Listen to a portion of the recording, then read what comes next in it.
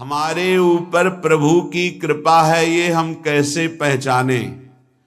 ये 8 लक्षण प्रकट होने लगते हैं जिसके ऊपर प्रभु की कृपा होती है।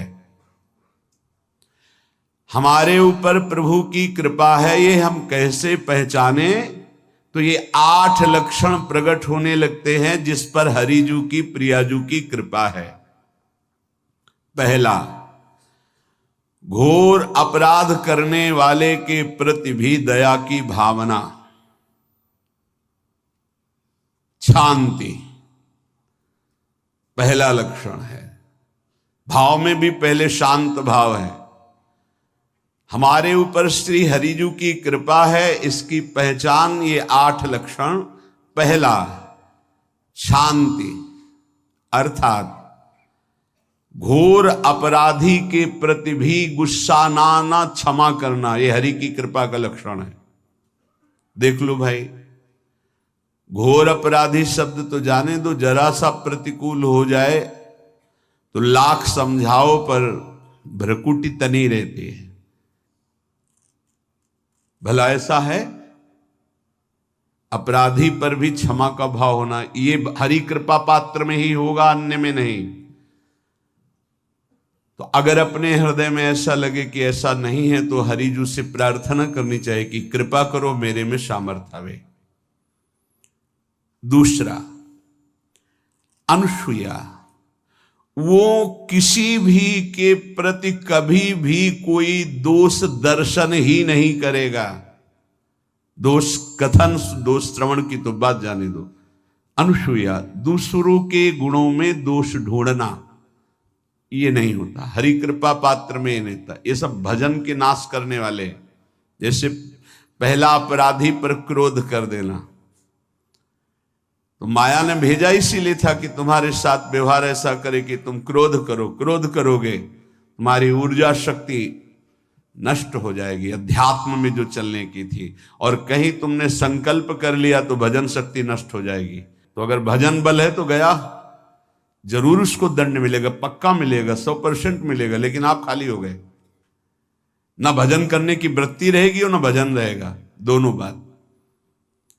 अनुसूया, किसी के सद्गुणों में दोष देखना, गुणों में दोष ढूंढना, ये हरि कृपा पात्र में नहीं होता। ये बहुत मंगलमयी बातें हैं जिससे हमारा भजन मार्ग पुष्ट होता है। तीसरा, वो बाहर से और भीतर से पवित्र रहता है, हरि कृपा पात्र। शौचाचार का ज्ञान होना चाहिए, वस्त्र आपके पवित्र होने चाहिए, ये बाहरी जल रज आदि के द्वारा बाहरी पवित्रता। और निष्कपटता, निश्चलता, सत्य भाव, ये अंदर की पवित्रता है।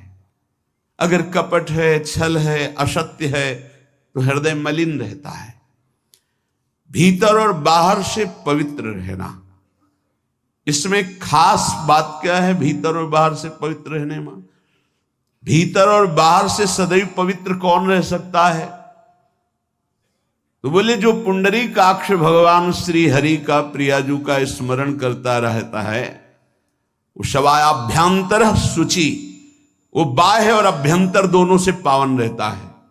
तीसरी जो कृपा का लक्षण है, अर्थात वो सदैव भगवत चिंतन परायण, शौचाचार का पालन करने वाला, बाहर और भीतर से हरि कृपा पात्र पवित्र रहता है।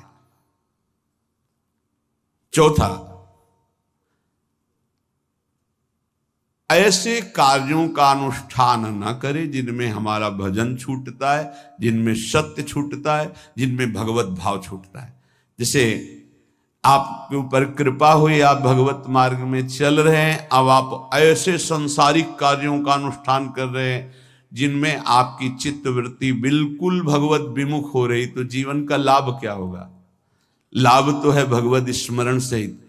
जैसे कल एक ने प्रश्न किया कि मैं खाता तो नहीं हूं लेकिन मांस के दुकान में मांस बेचता हूं, होटल आदमी, क्या उचित है? ये उचित कैसे हो सकता है? तुम और भी तो व्यापार कर सकते हो। जरूरी है धर्म का पालन करने की इच्छा करते हो, धर्म आचरण करते हो, ऐसा नहीं। तो विरत बहुकर्मा, उन कर्मों से हमें विरत रहना है जो हमारे धर्म के विरुद्ध है, जो भजन के विरुद्ध है। हरि कृपा पात्र ऐसे कर्मों का अनुष्ठान कर ही नहीं सकता। अपने भजन का फल देखना भगवत कृपा पात्र के, सबको प्रदान कर देना। हिम्मत है? अपने भजन, इतनी मेहनत से किया हुआ भजन, भजन होने के बाद हे प्रभु इस भजन का फल हो, सर्वे भवन्तु सुखिना सर्वे सन्तु निरामयः। यहां तो कहते महाराज एक माला रोज आपके लिए करता हूं कि आपकी बीमारी ठीक रहे, तो शेष किसके लिए करते हो प्रभु? शेष क्या? अगर इष्ट और गुरु के लिए तुम्हारा है कि एक माला करते तो फिर इतनी माला करते तो हमें क्या होगा? सब आपको दे देंगे तो हमें क्या होगा? तभी भजन का रहस्य नहीं जाना। छठवां, अपने भजन से अपने लिए कुछ भी ना चाहना और दूसरों की तो बात जाने दो, दूसरों से कुछ ना चाहना ये तो ठीक है, अपने भजन से अपने लिए कुछ ना चाहना है हिम्मत। देखो ये हरि कृपा पात्र में हिम्मत होती है। अपना भजन अपने प्रयोग में ना लाना, इसका भी आंतरिक रहस्य है। अपने प्रयोग में आप शरीर को लेकर के बोलेंगे, अगर स्वरूप को लेकर तो प्रयोग की कोई वहां जरूरत ही नहीं, स्वरूप पूर्ण काम है, वहां कोई अभाव नहीं। जब आप कोई भाव अपने लिए करेंगे तो देह भाव होगा, देह भाव से किसी विषय की मांग होगी। विषय पूर्ति भजन का फल नहीं होता, भजन का फल होता विषय निवृत्ति। बहुत जोर की बात है, कैसे समझ में आए? अपने भजन का भी फल अपने लिए नहीं, दूसरों से कुछ चाह रखना तो बात ही जाने दो, भजन से भी कोई अन्य सुख की चाह नहीं हुई। क्या चाहिए? भजन ही बनता रहे, भजन का फल भजन बनता रहे, खूब निरंतर जप करते रहे। सातवां, किसी भी मान सम्मान कीर्ति पद प्रतिष्ठा के मिलने पर हृदय का असंतुष्ट हो जाना, यह हरि कृपा पात्र का लक्षण होता है। प्रणाम नमस्कार जय हो तो हृदय में असंतुष्ट हो जाना चाहिए। कोई किंचन मात्र अभिमान न उदय हो जाए। प्रभु बचाओ, ये माया की चकाचौंध से बचा लो नाथ। कौन सा अपराध बन गया कि आपकी जय की जगह यहां हमको ऐसा सुनना पड़े। मान प्रतिष्ठा कीर्ति जिसके लिए बड़े बड़े लालायित रहते, हरि कृपा पात्र को विष की तरह चुभती है। और आठवां, किसी भी प्राणी समुदाय से संबंध ना रखते हुए सब पर दया की भावना, सब पर कृपा की भावना, सब पर करुणा मैत्री, पर किसी से ममता नहीं। ये सूत्र बहुत व्यवहार में प्रयोग करने योग्य है। सबसे करुणा और मैत्री, पर किसी से ममता नहीं। करुणा तो करी भरत जी ने, मैत्री भी की मृग से, पर ममता रहित नहीं रहे। ममता कर ली तो अगला जन्म हिरण का हो गया। ममता नहीं रखनी। निर्ममो निरहंकारा, करुणा मैत्री तो करनी है, जैसे इसमें आदेश गीता में जी आदेश है, अद्वेष्टा सर्वभूतान मैत्र करुण एवच, पर निर्ममो निरहंकारा, ये साधक की चतुरता है। प्राणी मात्र पर दया कृपा करुणा मैत्री, पर ममता नहीं। ममता किसी से, और यहां करुणा मैत्री ये तो गायब हो गई, केवल ममता रह गई है।